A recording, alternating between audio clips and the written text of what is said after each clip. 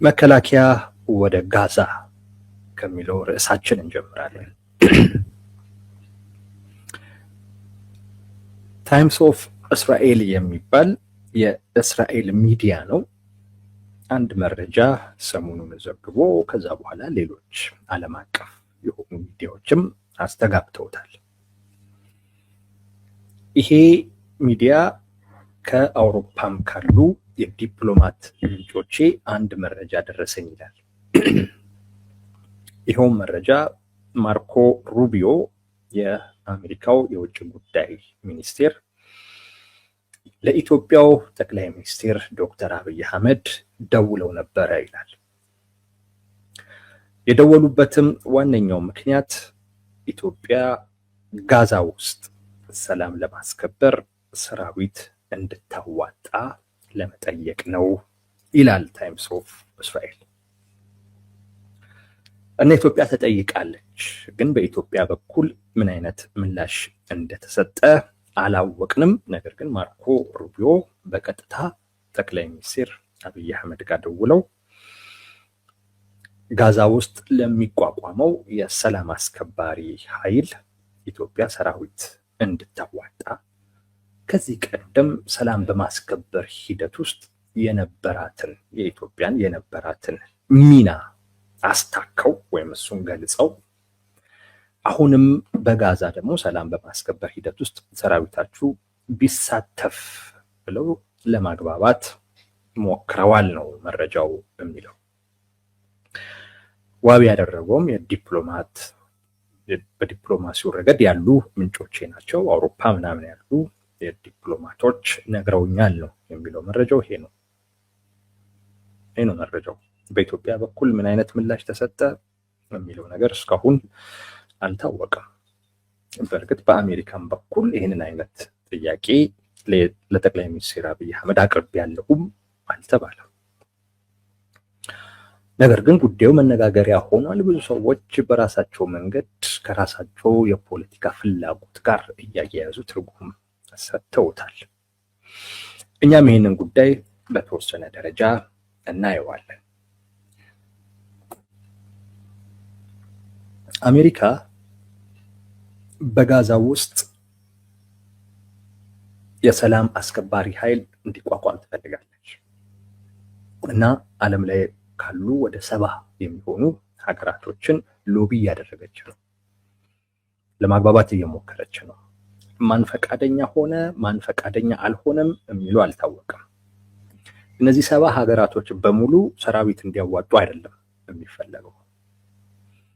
ከፊሉ በገንዘብም በተለይ በአብዛኛው አውሮፓ ያሉት እንደዚሁም ደግሞ አረብ ሀገራቶች ገንዘብ ያላቸው ማለት ነው፣ በገንዘብ ነው ትብብር የሚያደርጉት። ሌሎች ደግሞ ሰራዊት በማዋጣት ተሳትፎ ያደርጋሉ እና ወደ 70 ሀገራቶች ጋር ሎቢ እያደረገች ነው አሜሪካ። በዋናነት ማርኮ ሩቢዮ ነው እንግዲህ ይህንን ሂደት እያስተባበሩት ያለው። ኢትዮጵያም እንዲህ ከሰባዎቹ አንዷ ተደርጋ ነው ማለት ነው ጥያቄ የቀረበላት። ሰላም አስከባሪ እንዲቋቋም የተፈለገው በእስራኤል እና በሐማስ መካከል የተፈረመው በአሜሪካው ፕሬዚዳንት ትራምፕ የቀረበ ወይም እሳቸው ያቀረቡት ባለ 20 ነጥብ አንድ የስምምነት ሰነድ አለ። እዛ ስምምነት ሰነድ ላይ አንዱ የተቀመጠው ነገር ኢንተርናሽናል ስታቢላይዜሽን ፎርስ የሚባል ወይም አይኤስኤፍ የሚባል ሰራዊት ይቋቋማል ወይም ኃይል ጋዛ ውስጥ ይቋቋማል። ጋዛ አሁን በእስራኤል መከላከያ ሰራዊት ነው እዛ ያለው። የእስራኤል መከላከያ ሰራዊት የሚወጣው ይሄ ኃይል በፍጥነት ተቋቁሞ ጋዛን ሲረከብ አት ሴም ታይም የእስራኤል ዲፌንስ ፎርስ ይወጣል። አሁን እሱ ላይ ነው እንግዲህ እየተሯሯጡ ያሉት ማለት ነው። በስምምነታቸው መሰረት ዶናልድ ትራምፕ ባቀረቡት ፕሮፖዛል ላይ ጋዛ የምትተዳደረው በዓለም አቀፍ የሽግግር አካል ነው።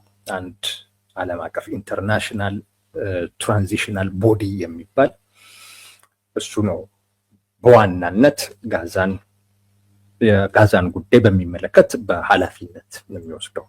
እዛ ውስጥ ዶናልድ ትራምፕን ጨምሮ የቀድሞ የእንግሊዝ ጠቅላይ ሚኒስትር ቶኒ ብሌርን ጨምሮ ስማቸው ለጊዜው ያልተገለጹ ሌሎች የሀገር መሪዎች አባል የሆኑበት ማለት ነው። እነዚህ አካላቶች በዋናነት የጋዛን ጉዳይ ይመለከታሉ። ጋዛን መልሶ የመገንባቱን ጉዳይ እነሱ ናቸው የሚወጡት። ገንዘቡን ማሰባሰብ፣ ለግንባታው የሚያስፈልጉ ነገሮችን በሙሉ ማመቻቸት የእነሱ ኃላፊነት ነው የሚሆነው። ጋዛን ደግሞ የሚያስተዳድር ደግሞ አንድ ኮሚቴ ደግሞ አለ። ያ ኮሚቴ ጊዜያዊ የቴክኖክራት የሽግግር ኮሚቴ የሚባል ነው። ብቁ የሆኑ ፓሌስቲኒያኖች ተወጣተው እንደዚሁም ደግሞ ዓለም አቀፍ ባለሙያዎች አንድ ላይ የሚፈጥሩት ኮሚቴ ነው። የዕለት ተዕለት ስራዎችን የሚሰራ ኮሚቴ ነው። ይሄ ኮሚቴ በዋናነት ጋዛን የሚያስተዳድረው ይሄ ነው። ያው ተጠሪነቱም ተጠያቂነቱ ለነ ዶናልድ ትራምፕ ለሚያቋቁሙት የሽግግር አካል ይሆናል ማለት ነው። ይሄ አይኤስኤፍ ያልኳችሁ ወይም ኢንተርናሽናል ስታቢላይዜሽን ፎርስ የሚባለው በዋናነት ጋዛ ውስጥ የጋዛ ፖሊሶችን የማሰልጠን ኃላፊነት፣ የማገዝ ኃላፊነት ይኖረዋል። አንድ ሁለተኛ፣ በግብፅ እና በእስራኤል ድንበር ጋር መሳሪያዎች ምናምን እንዳይገቡ ወይም ደግሞ ለሽብር የሚሆኑ ነገሮች እንዳይገቡ እሱንም ይቆጣጠራል። ድንበሮቹን ይቆጣጠራል። ከመቆጣጠርም ባለፈ ጋዛን መልሶ ለመገንባት የሚያስፈልጉ እቃዎች እንደዚሁም ደግሞ አገልግሎቶች ደግሞ በጣም በተሳለጠ አይነት ሁኔታ እንዲንቀሳቀሱም ሁኔታዎችን ያመቻቻል ማለት ነው። ረዥም ጊዜ የሚቆይ ኃይል ነው ይሄ ኢንተርናሽናል ስታቢላይዜሽን ፎርስ የሚባለው። እንግዲህ የኢትዮጵያ መከላከያ ሰራዊት እዚህ ውስጥ ነው እንዲገባ የተፈለገው ማለት ነው። እዚህ ውስጥ ነው እንዲገባ የተፈለገው። ከእስራኤል መከላከያ ኃይል የሚረከበው ጋዛን የሚረከበውና ለረዥም ጊዜ የጋዛን ደህንነት በሚመለከት ኃላፊነት ወስዶ የሚንቀሳቀስ ዓለም አቀፍ የሆነ ኃይል ነው። እዛ ውስጥ ነው እንግዲህ ኢትዮጵያ እንድትገባ እየተፈለገ ያለው። ሎቢውን እየሰሩ ነው የአሜሪካ መንግስት። አንዳንዶች በገንዘብ ለማገዝ ፍላጎት እንዳላቸው አሳይተዋል። አንዳንዶቹ ደግሞ ሰራዊትም ለማዋጣት ፍላጎት እንዳላቸው አሳይተዋል። ማን ናቸው የሚለው ግን ብዙም ግልጽ አይደለም። ገና ሎቢ እየተደረገ ነው ያለው። ኢትዮጵያም በዚህ ሂደት ውስጥ ነው የተጠየቀችው።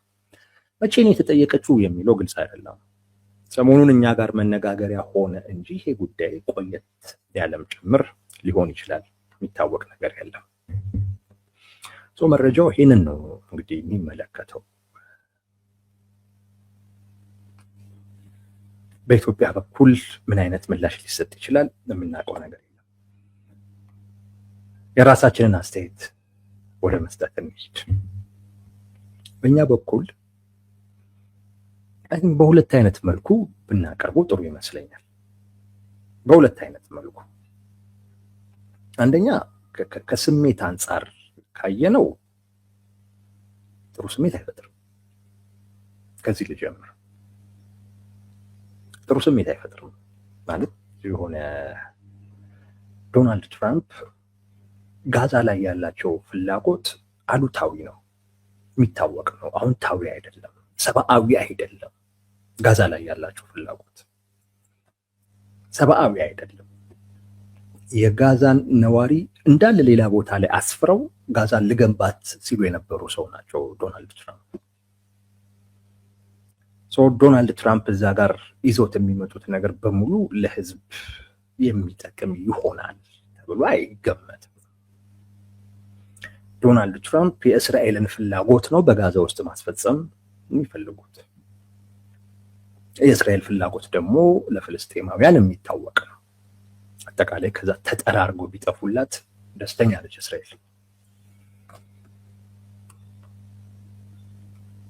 እዚህ ውስጥ መግባቱ የሆነ ከስሜት አንጻር የሚፈጥረው ነገር ደስ አይልም። በተለይ እዛ አካባቢም ደግሞ ያለው ፖለቲካ በጣም ከሃይማኖት ጋር በጣም የሚተሻሽ አይነት ፖለቲካ ነው እና ሃይማኖታዊም አይነት ገጽታ በሂደት ሊላበስም ይችላል። አይታወቅም። ነገ ከነገ ወዲያም ደግሞ ምን ሊፈጠርም እንደሚችል እዛ የሚፈጠሩ ነገሮችን በሙሉ ይሄ ኢንተርናሽናል ስታቢላይዜሽን ፎርስ የሚባለው አካል ኃላፊነት መውሰዱ ማይቀር፣ በዛ ውስጥ ኢትዮጵያ በሆነ አይነት ጉዳይ ይመለከታታል ማለት ነው። አሁን ባለው አይነት መልኩ ሊቀጥል አይችልም። ስምምነቱን ሐማስ ፈልጎ ፈቅዶ የተስማማበት ጉዳይ አይመስለኝም። ምክንያቱም ፍልስጤምን በማስተዳደር ረገድ በቀጥታም ይሁን ቀጥተኛ ባልሆነም አይነት መንገድ ድርሻ አይኖረውም ነው የሚለው ስምምነቱ ባለ 20 ነጥብ ማለት እና ሐማስ አይ ቲንክ ተገዶ ከአቅም ጋር በተያያዘ የፈረመው ፊርማ እንጂ በትክክል ተስማምቶበት ይሆናል የሚል ምንም አይነት ግምት የለም። እና በሂደት እዛም ላይ ይላል እንግዲህ ሐማስ ይሄንን ስምምነት ተቀበለ ወይም ደግሞ ለማሰናከል ሞከረ ምናምን የሚሞክር እንኳን ከሆነ ቢያንስ እሱ በማይንቀሳቀስባቸው አካባቢዎች ቢያንስ ስምምነቱን ተግባራዊ እንደሚደረግ አይነት ነገር ሙሉ ይናገራል። ሰው ስምምነቱ ላይ ሰው ሊያመጽ እንደሚችል የሚታወቅ አይነት ነገር ነው፣ ከግምት ውስጥ ገብቷል ማለት ነው። ስለዚህ አንድ እንዳልኳችሁ የዶናልድ ትራምፕ ፍላጎት ነው። የዶናልድ ትራምፕ ፍላጎት ጋዛ ላይ ሰብአዊ ፍላጎት አይደለም፣ ከሰብአዊነት የተጣላ ፍላጎት ነው ያላቸው። እስራኤልን ፍላጎት እዛ ማስጠበቅ ነው የሚፈልጉት። ስለዚህ ራሱ ፕሮጀክቱም ሀሳቡም ሰብአዊ አይመስልም ከሳቸው የሚመነጭ ስለሆነ እና ከዚህ አንጻር ስናየው የኢትዮጵያ መንግስት እዛ ውስጥ መሳተፉ ጥሩ ስሜት አይፈጥርም። አይ ቲንክ አንዳንዶቻችሁ ልትጋሩት እንደምትችሉ ይሄን ስሜት ይገባኛል። ይህን ስሜት ብዙዎች እንደምትጋሩት ይገባኛል። ያው ብዙዎቻችሁ መረጃው አላችሁ። እንደውም ኢትዮጵያ ለማስፈር ሁሉ ፍላጎት ነበራቸው ፍልስጤማውያን። እንግዲህ በአደባባይ እንዳለ ወጥተው ሌላ ሀገር ላይ ይስፈሩ እና ጋዛን መገንባት የሚል ነው። ከዛ በኋላ እኮ ይመለሳሉ አይመለሱም እኮ የሚታወቅ ነገር እኮ የለም። አሁንም ያለው ፍልስጤማውያን ከፈለጉ በራሳቸው ፈቃድ ይወጣሉ፣ ካልፈለጉ ግን እዛው ይቆያሉ። ግን ያው እሳቸው ዶናልድ ትራምፕ የሚመሩት የሽግግር አካል ነው እንግዲህ መልሶ ግንባታውን የሚመራው እና እነሱን የማፈናቀል ጉዳይ ወይም እነሱ ከፍልስጤም የመውጣት ጉዳይ ለራሳቸው ለፍልስጤማውያን ተትቷል። ለጊዜው ዓለም ሁሉ የተቃወመው አይነት ሀሳብ ነበረ።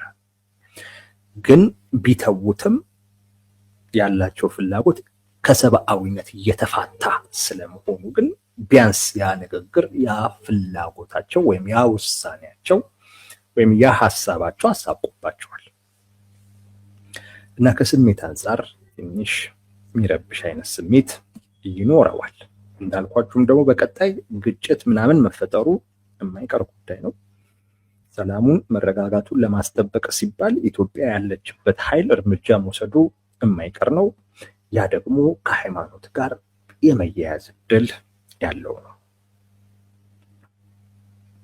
እነዚህ ነገሮች ስናይ ያው የአካባቢ ፖለቲካ በጣም ከሃይማኖት ጋር የሚተሻሽ ነው። እንደ ትንሽነቱ አይደለም አካባቢ ዓለምን ነው የሚያናውጠው እዛ አካባቢ ላይ ያለ እንቅስቃሴ። ይሄ ከስሜት አኳያ ነው። በሌላ መልኩ እንየው ማለት ምክንያታዊ ሆነን ደግሞ እንየው። ምክንያታዊ ሆነን ስናየው በብዙ ረገድ ለኢትዮጵያ የሚጠቅም አይነት ነገር ነው። እኔ ቢያንስ 3 ነገሮችን መጥቀስ እችላለሁ።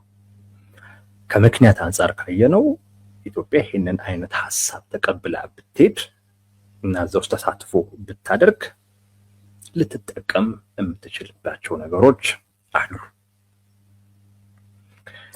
አንደኛው የገጽታ ግንባታ ነው። የገጽታ ግንባታ ማለት ለራሷ ለሀገሪቱ ለኢትዮጵያ እየተሳለች ያለችበትን ሁኔታ ካያችሁት በዓለም ላይ በአብዛኛው ከጦርነት ጋር በተያያዘ ነው። ከእርስ በርስ ጦርነት ጋር፣ አሁን ደግሞ ከኤርትራ ጋር ጦርነት ውስጥ ልትገባ ነው በሚል ነው እንዳለ የዓለም አቀፍ ሚዲያዎች ኢትዮጵያን አጀንዳ ሲያደርጉ፣ በአብዛኛው አጀንዳ የምትሆኑ ኢትዮጵያ ከጦርነት ጋር በተያያዘ ነው።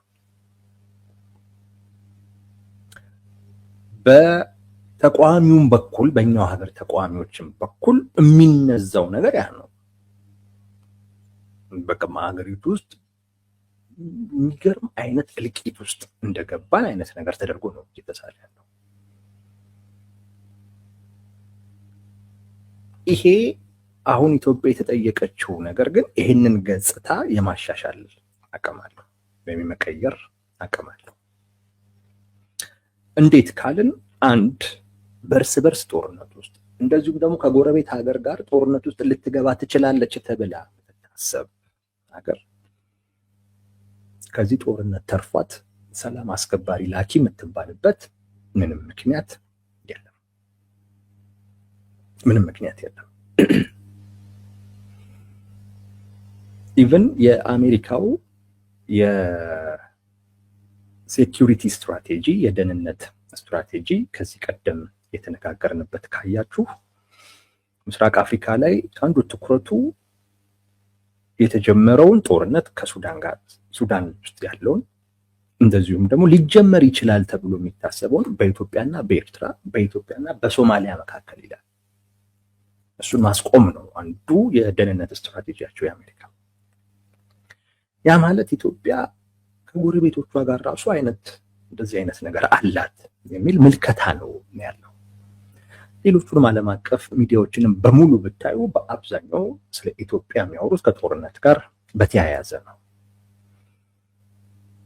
አሁን ቢያንስ ወደ ሰላም አስከባሪነት መከላከያው ወደ ጋዛ ቢሄድ አይ ቲንክ ይሄንን ኢሜጅ በተወሰነ ደረጃ ሊቀርፍ ይችላል፣ ሊቀይረው ይችላል በተወሰነ ደረጃ ማለት ነውና ከዚህ አንጻር በጣም ለኢትዮጵያ የሚጠቅም ነው። ደግሞም እየተቀየረም ነገር ነው፣ እየተቀየረ ነው። ለምሳሌ ቴምፖራሪ ፕሮቴክሽን ስታተስ የሚባለው ቲፒኤስ አሜሪካ ውስጥ ለጊዜው መኖር የሚችሉበት ፈቃድ በዶናልድ ትራምፕ በኩል ታግዷል፣ ይቅር ተብሏል። ምክንያቱም እዚህ ያሉ ያ ስታተስ ያላቸው አካላቶች ኢትዮጵያ ሄደው መኖር ይችላሉ፣ ያን ያክል ችግር አይገጥማቸውም። አሁን ላይ ያን ስታተስ ይዘው እንዲኖሩ የሚያስችለው ኢትዮጵያ ውስጥ የነበረው ምክንያት ወይንም ነባራዊ ሁኔታ አሁን ላይ የለም። ስለዚህ ወደ ሀገራቸው ተመልሰው መኖር ይችላሉ በሚል ምክንያት ነው። ያ ማለት ሀገሪቱ ውስጥ የነበረው ነገር ቀንሷል ወይንም ደግሞ መሻሻሎች እየታዩ ነው አይነት ነገር ነው። መሻሻሎች እየታዩ ነው አይነት ነገር ነው። እነ ፋኖ ምናምን እንደሚያወሩት አይደለም። በቃ ሁሉ ጊዜም ጦርነት ውስጥ ምናምን ያለች አይነት ሀገር አድርገው አይደለም እያዩት ያሉት። እየተቀየረ ነው። አሁን ደግሞ ምን እያለም ነው? አሁን ደግሞ ሰላም ማስከባሪ ላይ ሰላም ወደ ማስከበር ደግሞ ብትመጪ ኢትዮጵያ ብለው ደግሞ እየጠየቁ ነው ያሉት። ይሄ በተወሰነ ደረጃ ኢትዮጵያ ውስጥ አንጻራዊ የሆነ ሰላም፣ አንጻራዊ የሆነ መረጋጋት መጥቷል እያሉን እየነገሩን ነው።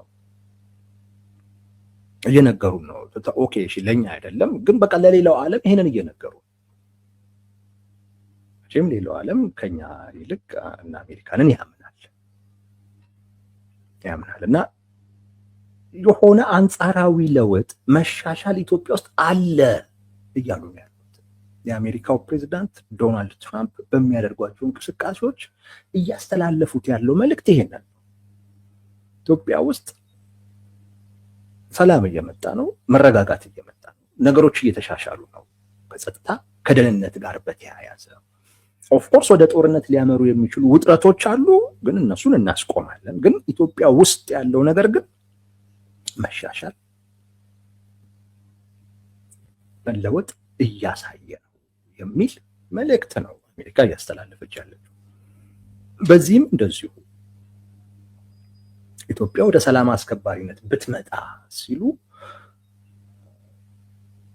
አይ ቲንክ ለውጥ ስላለ መሻሻል ስላለ መረጋጋት እየመጣ ስለሆነ በንጽጽር አሁን ላይ ለሰላም አስከባሪነት የምታዋጩ ሰራዊት ይኖርሻል የሚል መልእክትን ያለው እና ይሄ ከምክንያት አንጻር ካየነው ለኢትዮጵያ የሚጠቅም ነው ለገጽታ ግንባታው።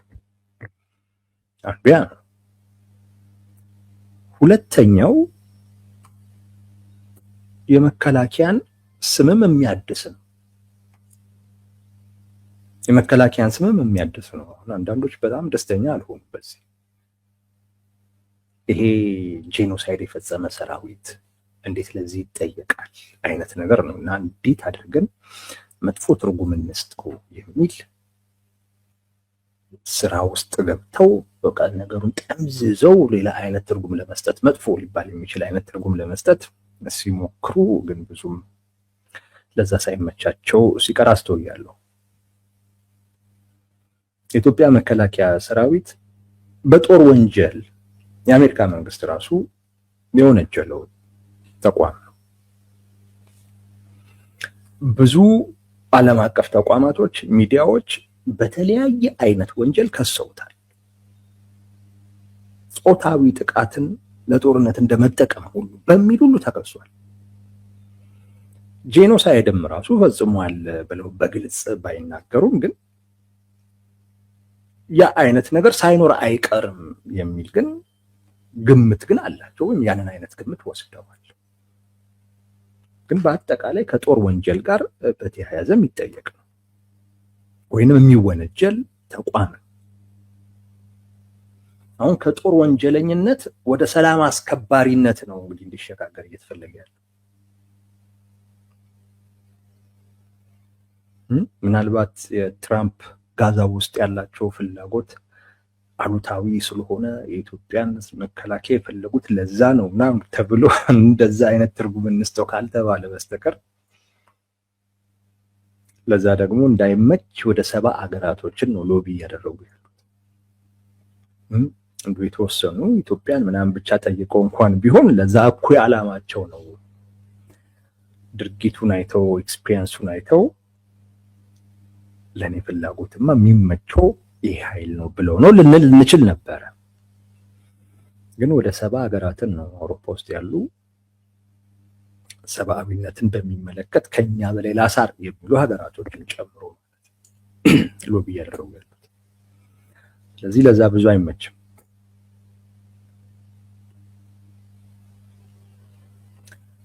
የኢትዮጵያን መከላከያ ስሙን በዓለም አቀፍ ደረጃ ላይ ያለውን ስሙን የሚያድስ አይነት አጋጣሚ ነው ይፈጥርለታል። መከላከያ ስሙን በተወሰነ ደረጃ የማደስ አቅም አለው። ሰላም አስከባሪ ሲባል ቀላል አይደለም። ኢህአዴግ በመከላከያው በጣም ይኮራ የነበረው ሰላም ለማስከበር የትም የምንጠራንን እያለ ነበር።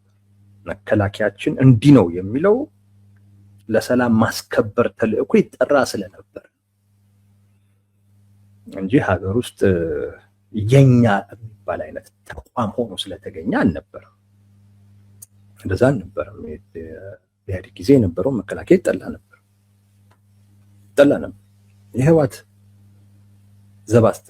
የህወሓት ዘብ ነው ነበር የሚባለው። ራሳቸውም እንደዛ ነበር የሚሉት። ሳሞሬኑስ እንደዛ ይሉ ነበር። የህወሓት ጠበቆች ነበሩ። በመጨረሻ ሰዓት ላይ በተፈጠረው ችግር አይመለከተኝም ስላሏቸው ነው እንጂ እዛ ውስጥ የነበሩ ሰዎች በቃ የህወሓት ሰዎች ነበሩ። ይጠላ ነበር ሀገር ውስጥ።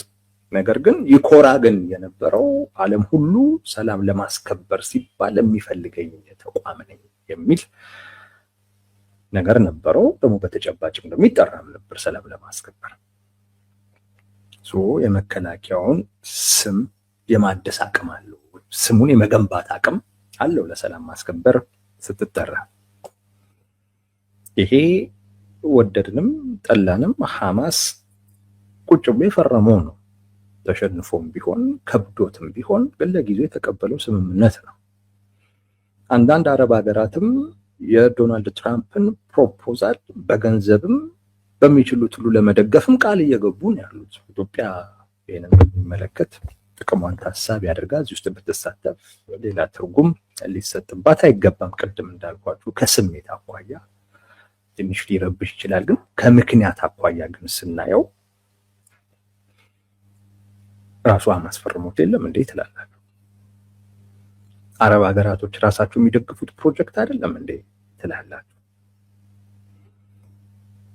ከምክንያት አኳያ ሲታይ ለኢትዮጵያ የሚጠቅም አይነት ነገር ነው። የመከላከያውን ስም ለመቀየር ለማደስ ይጠቅማል። ሌላው ዲፕሎማሲያዊ ድጋፍ ለማግኘትም በጣም ይረዳል። ዲፕሎማሲያዊ ድጋፍ ለማግኘት በጣም የሚረዳ ጉዳይ ነው። ዶናልድ ትራምፕ ትራንዛክሽን አላቸው። ትራንዛክሽናል ማለት ነገሮችን በሙሉ በገንዘብ ብቻ የሚለካ ወይም የሚያይ ብቻ ማለት አይደለም። በቃ የሆነ ሰጥቶ የመቀበል አይነት ነገር አላቸው። ከሳቸው ማግኘት ከፈለግ ከሳቸው የሚፈልጉትን ነገር መስጠት ይጠበቅባል። ይሄ ፕሮጀክት ደግሞ ትልቅ ፕሮጀክታቸው ነው። ጋዛን እንደገና የመገንባት እና አይ ቲንክ ለጋዛ ነዋሪዎች ወይም ለፍልስጤማውያንም ምቹ እንዳትሆን የማድረግም ጉዳይ ይመስለኛል። ዋናው ጉዳዩ መልሶ መገንባት የተፈለገበት ምክንያት እነሱ አፎርድ ማድረግ ከሚችሉት በላይ የሆነች ሀገር ወይንም ከተማ ማድረግ ነው። በራሱ እዛ የሚፈጠረው ሁኔታ ራሱ ፍልስጤማውያንን እየገፋ አብዛኛውን እንዲሄድ የሚያደርግ ነው።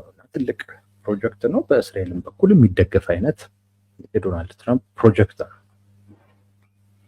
በዚህ ጉዳይ ላይ የኢትዮጵያ መንግስት ቢተባበር ያግዙታል አያግዙትም ባናቅም፣ ግን ቢያንስ ከዶናልድ ትራምፕ ጋር በተወሰነ ደረጃ መቅረብ፣ ለዶናልድ ትራምፕ ቀረብ ማለት የሚቻልበትንና ፍላጎታችንንም በግልጽ እኛም እኮ ይህን እንፈልጋለን። ለምሳሌ የህዳሴ ግድብን በሚመለከት ማንሳት እንችላለን። ከባህር በር ጋር በተያያዘ ነገሮችን ማንሳት እንችላለን። ለዚህ ፍላጎታቸው ተባባሪ መሆናችን የእኛንም ፍላጎት በሳቸው ዘንድ እንዲፈጸም ወይንም ደግሞ የእኛ ፍላጎት በሚፈጸምበት ጉዳይ ላይ ትብብር እንዲያደርጉ ለመጠየቅ ጥሩ አጋጣሚ ይፈጥራል። ለምሳሌ የግብፁ ፕሬዝዳንት ቅርብ ጊዜ ወደ አሜሪካ የመሄድ ሀሳብ አላቸው። አይ ቲንክ ቀኑ በዚህ ጊዜ ነው አልተባለም እንጂ የተወሰነ ጉዳይ ነው። ከዶናልድ ትራምፕ ጋር እንደሚገናኙ ዋሽንግተን። እዛ ሲሄዱ ከሚያቀርቡት ጉዳዮች ውስጥ አንዱና ዋነኛው ኢትዮጵያን የሚመለከተው የህዳሴ ግድብን በሚመለከተው የህዳሴ ግድብ ላይ ግብፅ አስገዳጅ የሆነ ስምምነት ኢትዮጵያ እንድትፈርም ትፈልጋለች። ግብፅ የኔ የውሃ ድርሻ ነው የምትለውን ነገር በማይቀንስበት አይነት ሁኔታ እሱ እንዳይቀንስ ኢትዮጵያ አስገዳጅ የሆነ ስምምነት ውስጥ እንድትገባ ትፈልጋለች። አሁን ከኢትዮጵያ ጋር ድርድር አቆመዋል። ኢትዮጵያም ግድቡን ጨርሳለች፣ ተጠናቋል። ባይሆን የግድቡን አስተዳደር የውሃ አለቃቀቁንና አያያዙን በሚመለከት እና የአባይ ወንዝ ላይ ሌላ ፕሮጀክት እሱም ደግሞ አለመስራትን በሚመለከት አስገዳጅ የሆነ ስምምነት ውስጥ ማስገባት ትፈልጋለች ግብፅ። አሁን ከኢትዮጵያ ጋር መነጋገሩ ብዙ ፋይዳ የለውም። ለምን ከተባለ ጠረጴዛው ላይ ያለው የኃይል ሚዛን ተገልብጧል።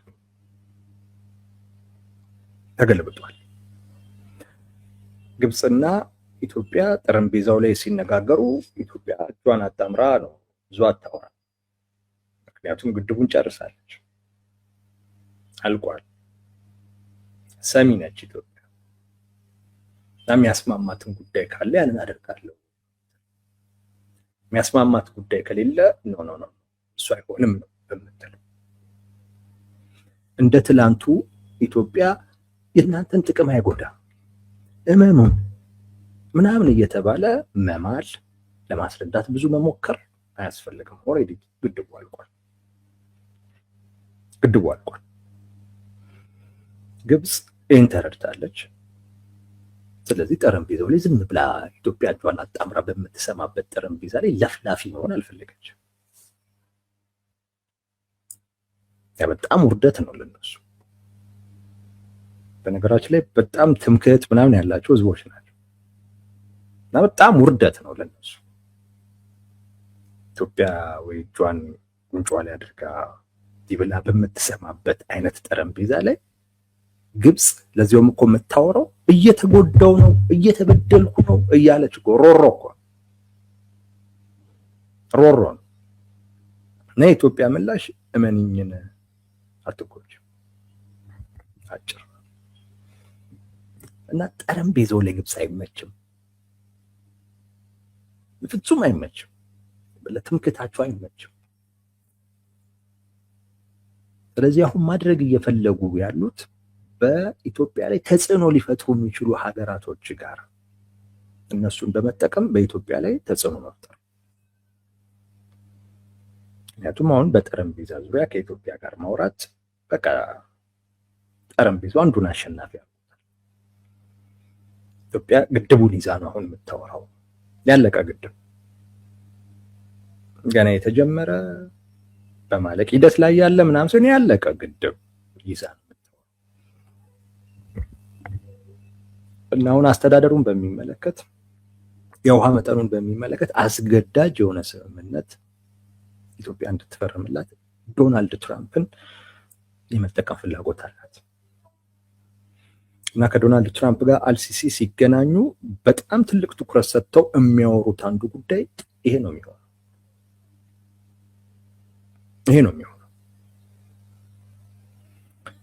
ስለዚህ ከዶናልድ ትራምፕ ጋር ሊያቀራረብ የሚችል አጋጣሚ ከተፈጠረ ለኢትዮጵያ ጥሩ ነው ማለት ነው። ለኢትዮጵያ ጥሩ ነው ማለት አንዱ ያ ነው። ለኢትዮጵያ ጥሩ ነው። ምክንያቱም በዛ ውስጥ ቢያንስ ዶናልድ ትራምፕ የኢትዮጵያን ኮዝ እንዲረዱ ማድረግ የሚቻልበትን እድል መፍጠር ይቻላል። ቢያንስ ነገሮችን በሙሉ ከግብፅ ፍላጎት አኳያ እንዲሆኑ ግፊት እንዳያደርጉ ማድረግ ይቻላል። ቢያንስ የኢትዮጵያንም ሁኔታ ከግምት ውስጥ አስገብተው ኮምፕሮማይዝ ወደ ማድረግ ግብጾች የሚፈልጉትን አይነት ነገር ሳይሆን ኮምፕሮማይዝ ወደ ማድረግ አይነት ነገር እንዲሄዱ ያደርጋል። ከዚህ ቀደም የአባይ ጉዳይ፣ የህዳሴው ግድብ ጉዳይ ዋሽንግተን ሄዶ ነበር። ቶታሊ የግብፅን ፍላጎት ነው የገፉት። በቃ ግድቡን አቁሙት፣ ለሚደርስባችሁ ኪሳራ ገንዘቡን እንክፈል፣ በየአመቱ ምን ያህል ነው የምትከስሩት እሱን እንክፈል የሚል ነገር ነው መጥቶ ነበር። ለምን ለዶናልድ ትራምፕ እኛ ማስረዳት የምንችልበት አጋጣሚ ማን ነበር? ይሄ ግን ጋዛ ላይ ሰላም አስከባሪ ሆኖ ለመሄድ መግባባት ግን ወይም መስማማት ግን ያን እድል ሊፈጥር የሚችልበት ሁኔታ ይኖራል። ስለዚህ ቢያንስ የዶናልድ ትራምፕ ፍላጎትን ኢትዮጵያ በሆነ አይነት መልኩ እየፈጸመች ስለሆነ ለዛ ውለታዋ ሲባል ግብፅ በምትፈልገው አይነት መልኩ ጉዳዩን ላያዩት ይችላሉ። አይ ኢትዮጵያኖችም እኮ እንዲህ ነገር ቢያንስ እንዲሉ ያደርጋቸዋል ማለት ነው። ከዚህ አኳያ በጣም ይጠቅማል። ሌላው ከባህር በር ጋር በተያያዘ ነው። የባህር በር ጉዳይ በጣም ሲሪየስ ጉዳይ ነው ለኢትዮጵያ፣ ሲሪየስ ጉዳይ። ዶናልድ ትራምፕ አንተ የምትጠቅማቸው ከሆነ አንድ የሚጠቅማቸው እና አንድ ደግሞ ብዙም የማይጠቅማቸው ሰዎች ከሆኑ የሚጠቅማቸውን አካል ፍላጎት ነው ሙሉ በሙሉ የሚያስቡ። ያም እኮ ፍላጎት አለው ብለው ሁሉ የሚያስቡ አይነት አይደለም። ስለዚህ ምስራቅ አፍሪካ ላይ ኢትዮጵያ በጣም ትጠቅማቸዋለች። በዛ ላይ ጋዛ ውስጥ ላላቸው ትልቅ ፕሮጀክት ተባባሪም ነች። ያ ማለት ቢያንስ ከባህር በር ጋር በተያያዘ ኢትዮጵያ ያላትን ፍላጎት ለማሳከት የዶናልድ ትራምፕን አቅም ወይንም ተጽዕኖ መጠቀም የምትችልበትም እድል በሂደት ሊፈጠር ይችላል። መቅረቡ ጥሩ ነው። በተለይ የህዳሴ ግድብን የሚያክል አይነት ከአባይ ጋር የተያያዘ ጉዳይ ኖሮ፣ ከቀይ ባህር ጋር የተያያዘ ጉዳይ ኖሮ እነዚህ ጉዳዮች ላይ ፍትሃዊ ጥያቄ አለኝ። እነዚህ ጉዳዮች ላይ ፍትሃዊ ጥያቄ ስላለኝ ዓለም ከጎኔ ይቆማል። የተሻለ መከላከያ ምናምን ስላለኝ እከላከላለሁ፣ የምፈልገውንም ሄጄ መውሰድ እችላለሁ ብለህ ዝም ብለህ የምትቀመጥበት ጉዳይ አይደለም። ሁነኛ አጋር፣ ሁነኛ የሚያግዝህ አካል መፍጠር አለብህ።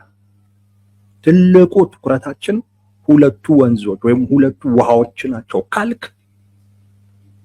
ሁነኛ የሆነ አጋር መፍጠር አለብህ፣ ከጎን ማድረግ አለብህ። ህጉንም ምኑንም መጠምዘዝ የሚችል አካል ማለት ነው። ዶናልድ ትራምፕ ደግሞ ፊት ለፊት ነው የሚጠመዝዙት። በቃ እንደዛ የሚያደርጉ አይነት ናቸው። ስለዚህ በዚህ አጋጣሚ የእሳቸውን ድጋፍ ማግኘት የሚቻልበትን እድል መፍጠር ለኢትዮጵያ የሚጠቅም እንጂ የሚጎዳ አይሆንም። ምናልባት ሌላኛው ግብፅንም በቅርብ ርቀት መከታተል የምንችልበትንም እድል ይፈጥራል። ለምሳሌ ግብፅ ሶማሊያ ውስጥ የገባችው በሰላም ማስከበር ስም ነው አይደለም? በሰላም ማስከበር ስም ስትገባ ምንድን ነው ያልን ነው እኛ ይሄው ግብፅ መክበብ ጀመረች ነው ያለ። አሁን ደግሞ ሱዳንም እገባለሁ እያለች ነው። ሱዳን ጉዳይ እንጂ ዝም ብዬ አላየውም እያለች ነው። ሱዳንም እገባለሁ እያለች ነው። ምን ለማድረግ እንግዲህ ሰላም ለማስከበር መረጋጋት ለማምጣት ምናምን በሚል ማለት ነው። እና ኢትዮጵያን እየከበበች ያለች ወይም እየተጠጋች ያለችው በዚህ ስም ነው። ኢትዮጵያስ በሰላም ማስከበር ስም ከግብፅ ጎን መሆኗ አይጠቅማትም ወይ? አይጠቅማትም ወይ? ግብፅ ራሷ እያደረገች ያለችውን ነገር እኛም አሜሪካ በፈጠረችልን እድል ግብፅ ጋር የግብፅን ድንበር እኮ ነው የምንጠብቀው። በጋዛና በግብፅ መካከል ያለውን ድንበር እኮ ነው የምንጠብቀው። መቼም ግብፅ ኢትዮጵያ ወደ እኔ ድንበር አካባቢ እንዳትጠጋ ምናምን ብላ እኛ ልክ ሶማሊያ ላይ እንደምንጮኸው አይነት ነገር ልትጮህ ትችል ይሆን? አናውቅም።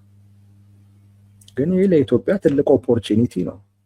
ለግብፅም በቅርብ ርቀት ላይ መሆን፣ እነሱ በቅርብ ርቀት ላይ ሆነው ሊያደርጉት የሚያስቡትን ነገር እኛም በቅርብ ርቀት ላይ ሆነ ማድረግ የምንችልበት እድል ሊፈጠር ይችላል። ስለዚህ ለሰላም ማስከበር በሚል ከግብፅ አካባቢ ላይ መገኘት፣ እዛ ላይ መኖራችን ጥሩ ነው፣ ጥቅም እንጂ ጉዳት ያለው ጉዳይ አይደለም። ከምክንያት አኳያ ስናየው ማለት ነው። እንዲሁ ግን ከስሜት አኳያ ስናየው ግን ቅድም እንዳልኳችሁ ትንሽ ሊረብሽ ይችላል። እዛ ያለው ጉዳይ ከሃይማኖት ጋር በጣም የሚያያዝ ነገር ነው። እዛ ያለው ጉዳይ አንደኛውን አሸናፊ ሌላኛውን ተሸናፊ ያደረገ ነው። እስራኤልን አሸናፊ ፍልስጤምን ተሸናፊ ያደረገ አይነት ጉዳይ ነው። ብዙም ሰብአዊነት ያለበት ጉዳይ አይደለም። እዛ ላይ መተባበር የሚፈጥረው የሚረብሸው ስሜት አለ። ነገር ግን ከፖለቲካ አንጻር ካየ ነው፣ ፖለቲካ ከስሜት አንጻር የምትወስኑ አይደለም። ከጥቅም አኳያ እንዳልኳችሁ ለሀገሪቱ ገጽታ ኢትዮጵያ አሁን አንጻራዊ ሰላም፣ አንጻራዊ መረጋጋት እያመጣች ነው። ትላንትና የእርስ በርስ ጦርነት ላይ ይሳተፍ የነበረ ዛሬ ላይ ደግሞ ከጎረቤት ሀገር ጋር ሊዋጋ ነው ተብሎ እየተጠበቀ ያለ አካል አሁን ሰላም ወደ ማስከበር እየሄደ ነው ሌላ አካባቢ ላይ የሚል ለሀገሪቱ የሚሰጠው እንትን አለ። ለመከላከያው የሚፈጥርለት የገጽታ ግንባታ አለ። ከዛ ውጪ ለአሜሪካ ቀረብ እንድንልም የሚያደርገን ነው እና የአሜሪካን ድጋፍ ባሉን ወሳኝ ፍላጎቶች ላይ በሁለቱ ውሃዎች ላይ መንግስት እንደዛ አይደለም የሚለው ዋናው ትኩረታችን ሁለቱ ውሃዎች ናቸው ነው። አንዱ የአባይ፣ ሁለተኛው ቀይ ባህር። የነዚህ የሁለቱ ውሃዎች ፖለቲካ ደግሞ ቀላል አይደለም። በህግ የሚፈታ አይደለም፣ በኃይልም የሚፈታም አይደለም። ብዙ ተዋናይም ጭምር ያለበት ነው። አሁን የአባይን ብንወስድ ከግብፅ ጋር ብቻ የሚመለከት አይደለም። ግብፅ የተፋሰሱን ሀገራቶች በሙሉ ከጎኗ አድርጋ ዓለም አቀፍ ሀያል የሆኑ ሀገራቶችን ከጎን እነሱን ሁሉ የሚመለከት ጉዳይ ነው የአባይ ውሃ። ግብፅን ብቻ የሚመለከት ጉዳይ አድርገ ከፈለግሽ ምናምን የምትለው ነገር አይደለም። ብዙዎችን የሚመለከት ነው እና ብዙዎች ጫና ሊፈጥሩብህ ይችላሉ። በእንደዚህ አይነት ጉዳይ ላይ ሁነኛ አጋር መያዝ ትንሽ የግብፅንም እጅ ጠምዘዝ ማድረግ የሚችል ግብፅ የምታሰባስበውንም ኃይል መበተን የሚችል ሁነኛ ክንድ ጋር ቀረብ ማለቱ ጥሩ ነው። ምናልባት ሊጠቅሙ ይችል ይሆናል፣ አይታወቅም። ቀረብ ማለት ግን ቢያንስ በዛ ክንድ ለመጠቀም ጥረት ማድረግ የምትችልበትን እድል ይፈጥርልሃል። የቀይ ባህርም ጉዳይ የተወሰኑ ሀገራቶች ጉዳይ አይደለም፣ ብዙ ዓለምን አጠቃላይ የሚመለከት ጉዳይ። ብርቱ ክንድ እሱን ጠጋ ማለቱ የተሻለ ነው እንጂ የኔ ጥያቄ ፍትሃዊ ነው በኃይል ምናምን ብቻ ብለህ የምትቆምበት ጉዳይ አይደለም። እንደዚህ አይነት የፖለቲካ አሊያንስ መፍጠር የምትችልባቸውን እድሎች ተጠቅመህ ሁነኛ ወዳጆች፣ አቅም ያላቸውን ወዳጆች ከጎን ማድረግን ይጠይቃል። በመጨረሻም ከግብፅ ጎን መሆን የምንችልበትንም እድል ይፈጥራል። አንዳንዶች ኢትዮጵያ የግብፅን ድንበር ልጠብቅ ይላሉ ነው። ይሄ አይኤስኤፍ ኢንተርናሽናል ስታቢላይዜሽን ፎርስ የሚባሉ ልክ እንደ መከላከያ ወሰዱት። ድንበር ምናምን አካባቢ ላይ ይጠብቃል። ምክንያቱም በድንበር በኩል ነው ብዙ ነገሮች ሊገቡ የሚችሉት ሊወጡም የሚችሉት እንደዛ ነው። ስለዚህ ያንን ነው እንትን የሚለው የግብፅን ድንበር የሚጠብቅበት ምንም ምክንያት የለም። ዞሮ ዞሮ የሚመለከተው ስለ ጋዛ ነው። ፖሊስ ምናምን ማሰልጠን አለበት። ፖሊስ ደግሞ ሲያሰለጥን በዚህ ልምድ ያላቸውን ለምሳሌ እንደነ ጆርዳን እና ግብፅን ምን ይላል ከነሱ ማማከርን ይወስዳል። ምክንያቱም እነሱ በዚህ ረገድ ልምድ አላቸው ተብሎ ስለሚታሰብ ማለት ነው። እነሱን እያማከርክ ትሰራለህ። በጋራ የምትሰራበት አይነት ሁኔታ ይፈጠራል። ባይዘዌ በጋራ መስራቱ ከግብፅ ጋርም በጋራ መስራቱ ምናልባት ለመግባባትም እድልም ሊፈጥርም ይችላል። ሁሌም ጸብ ብቻ አይደለም። ለመግባባትም ለመቻቻልም እድል ሊፈጥር ይችላል። እዛና እዚህ ጋር ሆነ ከምትል እዛ ጋር በጋራ መስራቱ የሆነ የጋራ ነገር እኮ በሂደት እየፈጠርክ እኮ ትመጣለና ሊቀየር የሚችል ነገር ሊኖር ይችላል። ምክንያቱም አሁን የህዳሴ ግድብ አብቅቷል። ኢትዮጵያም አቅሟን አሳይታለች። ስለተዛተባት ማንም ስለተሯሯጠ ስላስፈራራት ምናምን የምታቆመው ነገር እንዳልሆነ አሳይታለች ኢትዮጵያ። እና በግብፅም ረገድ ምናልባት አሁን ነው እንጂ በሂደት እኮ ተመለሳለስ እኮ መምጣታቸው እኮ ማይቀር እኮ ነው። አሁን እንደምንም ብለው ሄድ ይሞክራሉ፣ ግን የማይሆን ከሆነ ከተወጣ ነው ግን የመጨረሻ አማራጫቸው ለስለስ ብሎ ከኢትዮጵያ ጋር በጋራ መስራት ነው።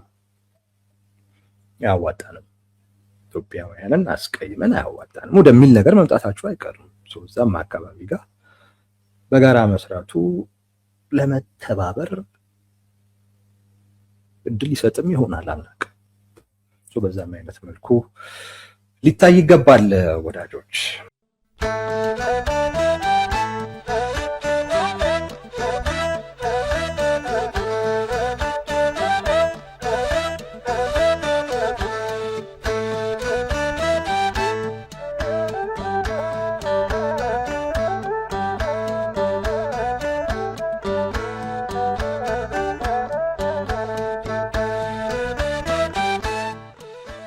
Dios